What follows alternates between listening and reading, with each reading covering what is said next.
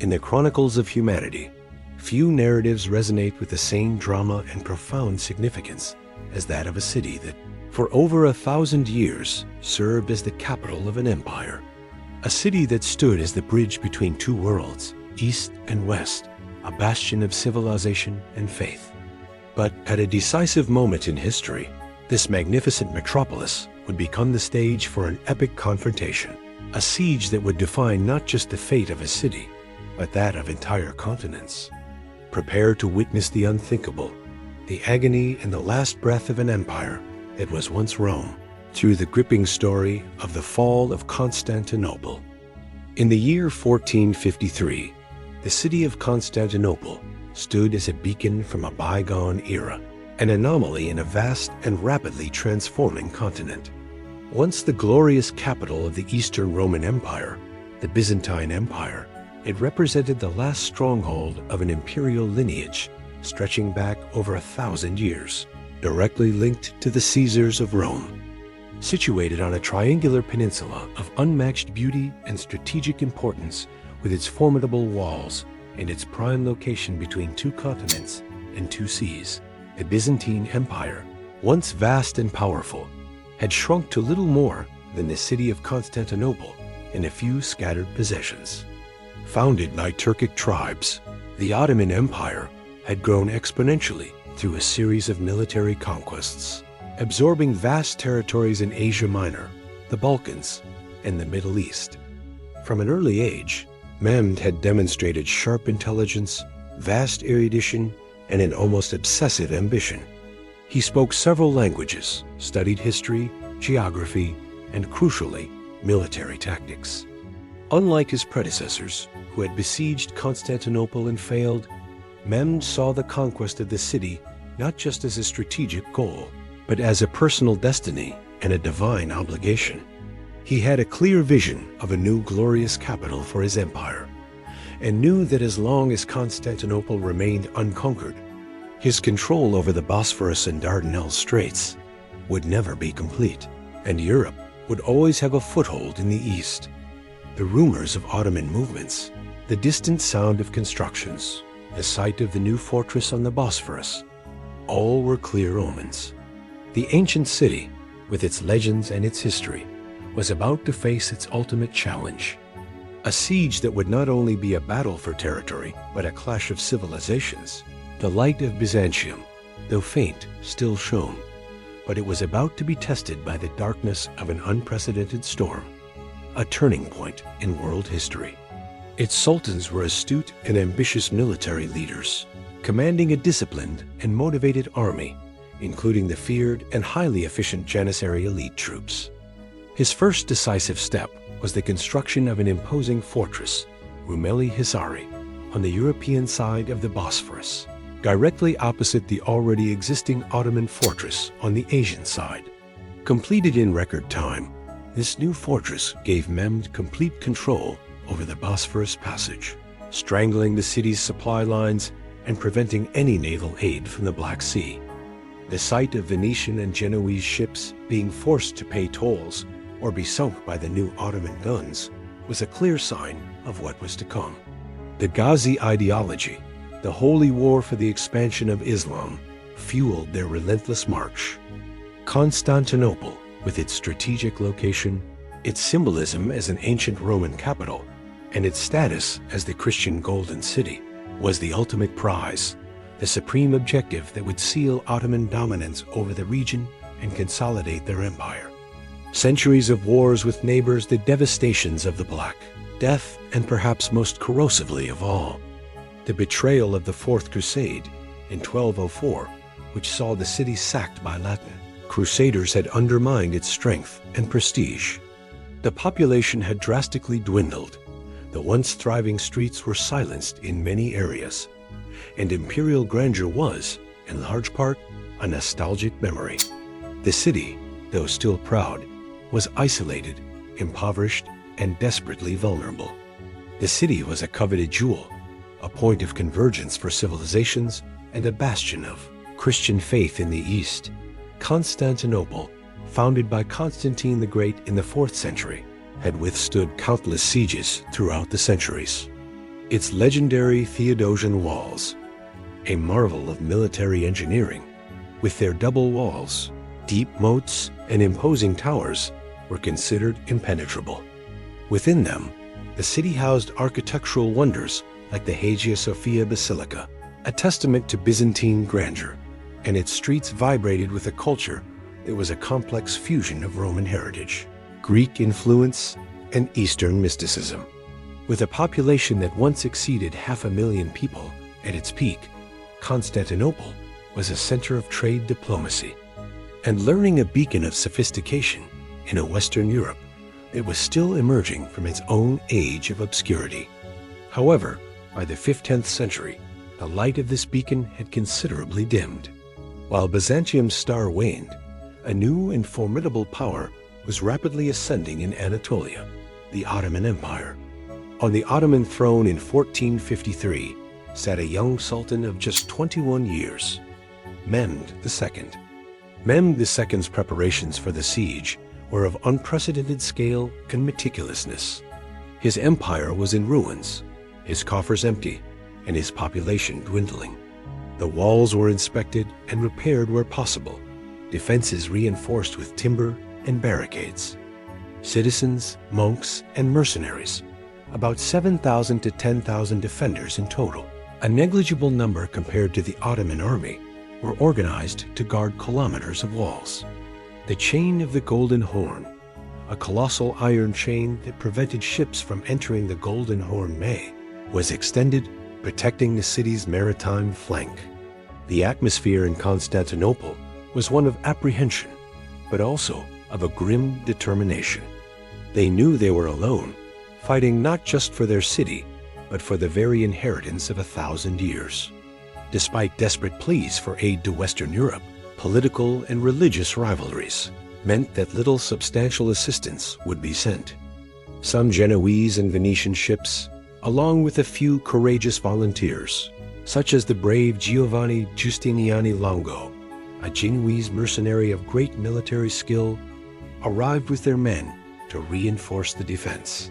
Giustiniani was an expert in siege warfare and would become one of the pillars of the resistance. Furthermore, Mehmed employed the brilliant Hungarian engineer Urban to cast cannons of a size and power never before seen. On the Byzantine side, Emperor Constantine XI Palaiologos faced an almost impossible task. Constantine, a courageous and dignified leader, did what he could with what he had. The tension mounted daily. The winter of 145–1453 was a period of feverish preparation for Mehmed and growing anguish for the inhabitants of Constantinople.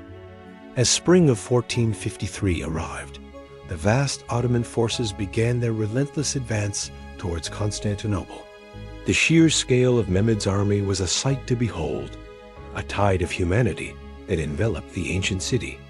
Tens of thousands of soldiers, diverse in origin, but united under the Ottoman banner, along with countless support personnel, artillery pieces, and siege engines stretched for miles across the Thracian plain.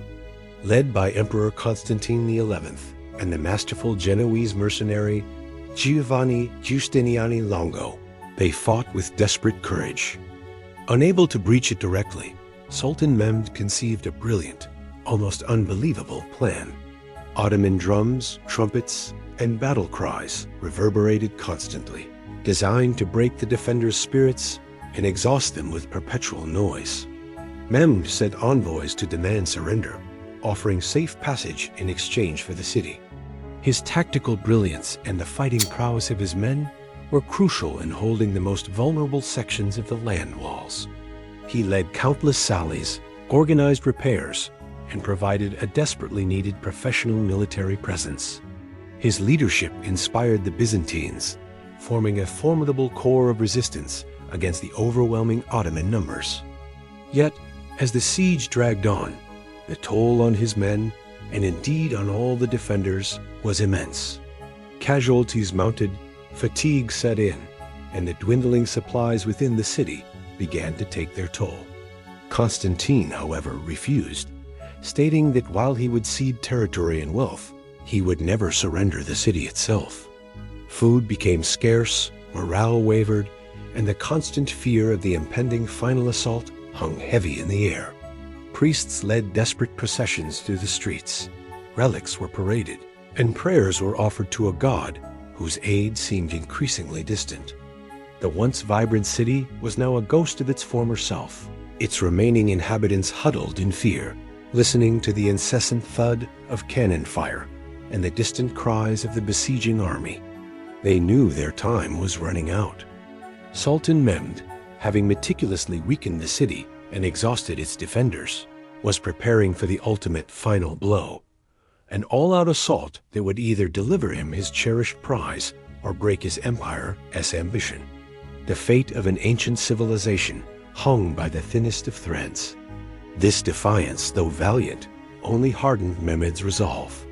The defenders, trapped within their crumbling walls, faced constant bombardment, raids by tunneling engineers, and the psychological burden of being vastly outnumbered and surrounded.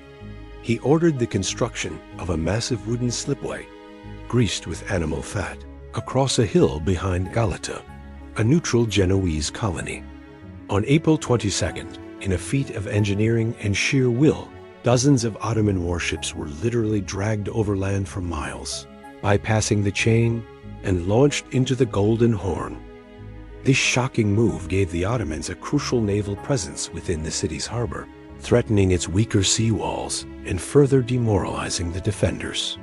Wherever a breach appeared in the walls, they would work tirelessly through the night, using timber, rubble, and even their own bodies to repair the damage before the next day's assault.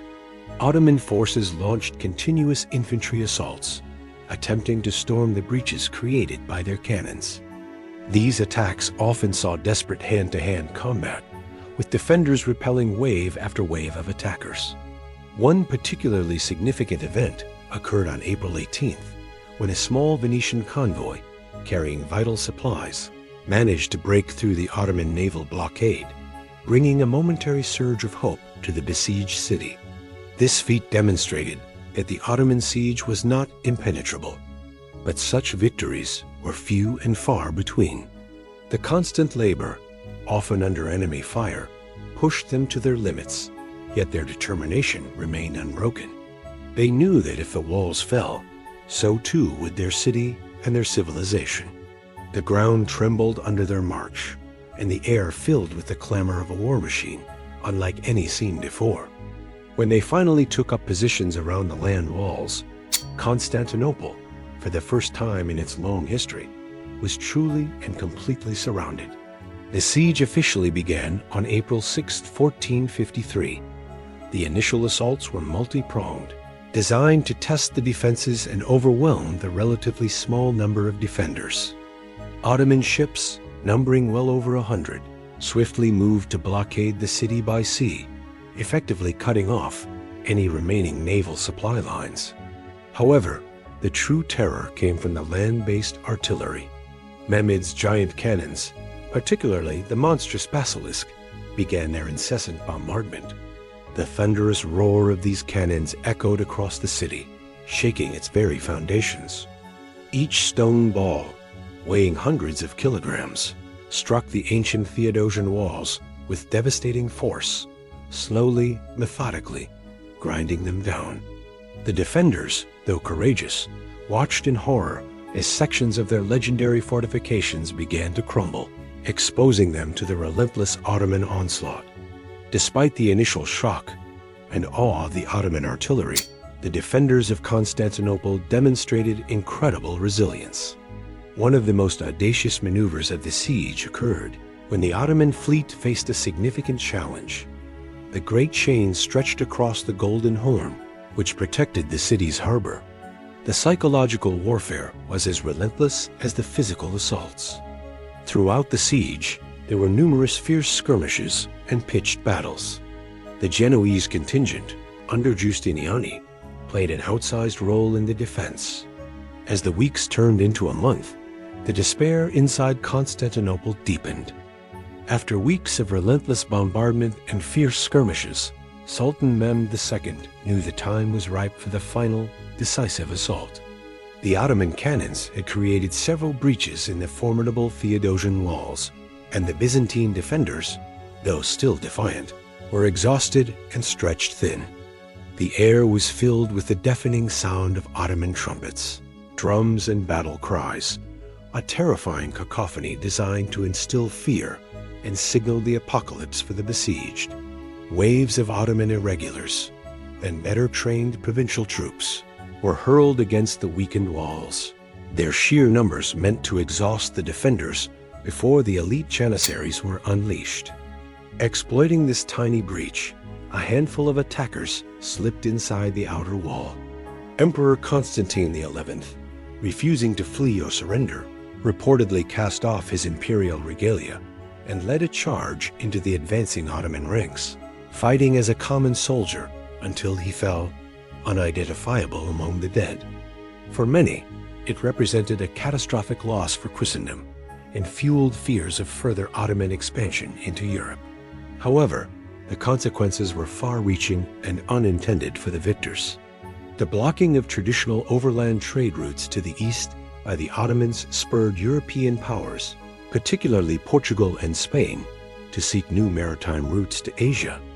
This indirectly contributed to the age of exploration, leading to the discovery of the Americas and a fundamental reshaping of global trade and power dynamics. The flight of Byzantine scholars from Constantinople to the west also brought with them ancient Greek texts and knowledge, further fueling the burgeoning Renaissance in Europe. With the emperor fallen and the walls breached, the organized resistance collapsed. The Hagia Sophia, having served as a mosque, then a museum, and now again a mosque, remains a poignant symbol of the city's complex past. The ancient Theodosian walls, though no longer guarding an empire, still stand in many places, silent witnesses to the epic siege that unfolded before them. The story of the fall of Constantinople, of courage and ambition, of loss and transformation, continues to resonate through the centuries, a powerful reminder of the shifting tides of power and the indelible marks left by pivotal moments in human history. The city, once the jewel of the East, was subjected to a brutal 3-day period of looting, as was customary for cities that resisted conquest. Churches were plundered, homes ransacked, and many inhabitants were killed or enslaved. Simultaneously, the Janissaries, Mehmed's finest troops, launched their final, overwhelming push into the main breaches near the St. Romanus Gate. He rode directly to the Hagia Sophia, the magnificent Christian basilica, and, after dismounting, performed a prayer, symbolizing the city's conversion to Islam. The Hagia Sophia, the spiritual heart of Eastern Orthodoxy, was swiftly converted into a mosque, its Christian mosaics eventually plastered over, though many would later be rediscovered. Mehmed's actions signaled not just a military victory, but a profound cultural and religious transformation. He immediately declared Constantinople the new capital of his empire, renaming it Istanbul.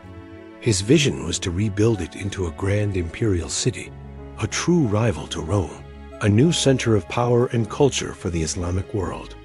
Their disciplined advance, combined with the confusion caused by the wounded Giustiniani and the few Ottomans inside the walls, finally broke the Byzantine line. The ancient defenses, which had stood for over a millennium, were finally breached. The fighting was brutal and desperate. Hand-to-hand combat raged in the breaches, with both sides fighting with unimaginable ferocity. Arrows, spears, and stones rained down from the battlements, met by ladders and grappling hooks from below. Mehmed meticulously planned his final strategy, a massive, coordinated attack from all sides, by land and by sea, designed to overwhelm the remaining defenders and prevent them from reinforcing critical points. The main thrust would focus on the central section of the land walls, particularly near the gate of St. Romanus, where the bombardment had been most effective. In the pre-dawn hours of May 29, 1453, the final assault began. The defenders, led by Emperor Constantine XI and Giustiniani, fought with the courage of men protecting their homes and their heritage. For a time, they held. However, A pivotal moment occurred when Giustiniani, the Genoese commander who had been the backbone of the defense, was severely wounded by shrapnel. His injury, though not immediately fatal, forced him to withdraw from the front lines to seek medical attention. His sudden departure, whether perceived as a retreat or a necessary medical evacuation, created a ripple of despair among his men and a critical gap in the Byzantine command at the most crucial point of the battle. Shortly after Giustiniani's withdrawal, a small postern gate, the Kirkoporta, perhaps accidentally left ajar or poorly guarded, was discovered by a few Ottoman soldiers. As the Ottoman hordes poured into the city, chaos erupted. The remaining defenders fought their desperate final stand. On the afternoon of May 29th, Sultan Mehmed II, accompanied by his viziers and janissaries, made his triumphant entry into Constantinople. The fall of Constantinople sent shockwaves across Europe, marking the definitive end of the Byzantine Empire and symbolically the end of the Middle Ages. Today, Constantinople, now Istanbul, stands as a vibrant, sprawling metropolis, a testament to its enduring strategic importance and its layered history.